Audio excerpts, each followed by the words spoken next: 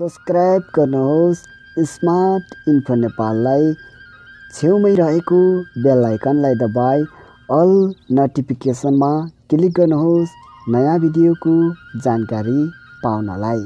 हे हाई नमस्ते and welcome to my channel. तपाईहरु सबैजनालाई स्वागत छ साथीहरु स्मार्ट इन्फो नेपाल युट्युब च्यानलमा। तपाईहरु सबैजनालाई साथीहरु आजको यस भिडियोमा विशेष गरी जो साथीहरुले इयरफोन लगाएर गीत सुन्नुहुन्छ लगायत विविध फिल्महरु हेर्नुहुन्छ उहाँ साथीहरुको लागि यो भिडियो रहेको छ।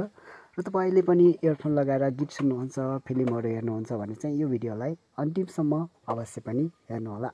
र त्योभन्दा अगाडि भिडियोलाई लाइक गर्नुहोस् अनि शेयर सब्स्क्राइब गरेर साथ दिनुहोला र नयाँ साथीहरुलाई शेयर गर्न नभुल्नुहोला। ल साथीहरु भिडियोलाई सुरु गरिहालौं।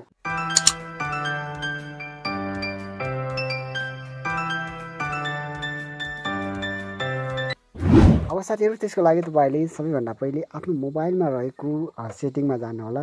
जानेर तपाईको मोबाइलको सेटिङ छ यहाँनेर मेरो सेटिङ रह्यो। यो सेटिङलाई म ओपन गर्छु। यहाँनेर सेटिङमा आइसकेपछि तपाई अलिकति स्क्रल डाउन गर्दै तलतिर खोज्नु होला। यहाँनेर एक्सेसिबिलिटी भनेको छ यसमा एकचोटी क्लिक गर्नुहोस्।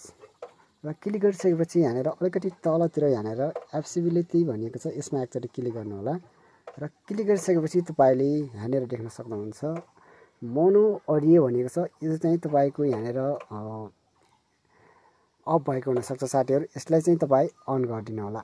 र अन गरिसकेपछि यहाँनेर तपाईले यसको फाइदा के पाउनुहुन्छ भने तपाईको इयरफोन हैन जब तपाईले दुवैटा कानमा इयरफोन लगाउनुहुन्छ त्यो बेलामा तपाईको लेफ्ट राइटमा हैन एकदमै बराबर इक्वलमा चाहिँ तपाईको साउन्डहरु चाहिँ सुनिने गर्छ साथीहरु। यो फाइदा तपाईको लागि एकदमै आवश्यक हुन्छ साथीहरु। किनकि एउटा कानमा कम सुनिने एउटा कानमा धेरै सुनिने भयो भने चाहिँ तपाईको कानलाई पनि अलिकति असर पर्छ। सो त्यही भएर तपाईले यहाँनेर यसलाई इक्वलमा गराउन सक्नुहुन्छ। यदि तपाईले चाहेको खण्डमा लेफ्ट राइटलाई हैन कताको कानमा धेरै सुनाउन चाहनुहुन्छ त्यो पनि तपाईले यहाँनेर एडजस्ट गरेर मिलाउन सक्नुहुन्छ। यहाँनेर म यसलाई इक्वलमा राख्छु। यसरी साथीहरु इक्वल गरिसकेपछि तपाईको मोबाइलबाट आउने साउन्ड इयरफोनमा आउने साउन्ड जो रहेको छ त्यो दुईवटा कानमा बराबर तपाईले सुन्न सक्नुहुन्छ साथीहरु। हुन्छ साथीहरु यो सानो ट्रिक रहेको थियो आजको यो भिडियोमा। योभन्दा अगाडि तपाईलाई जानकारी थियो या थिएन कमेन्ट गर्नु होला। र साथीहरुलाई शेयर गरेर लाइक कमेन्ट सब्स्क्राइब गर्न नभुल्नु होला भन्दै अर्को भिडियोमा तपाईलाई फेरि भेट्नेछु।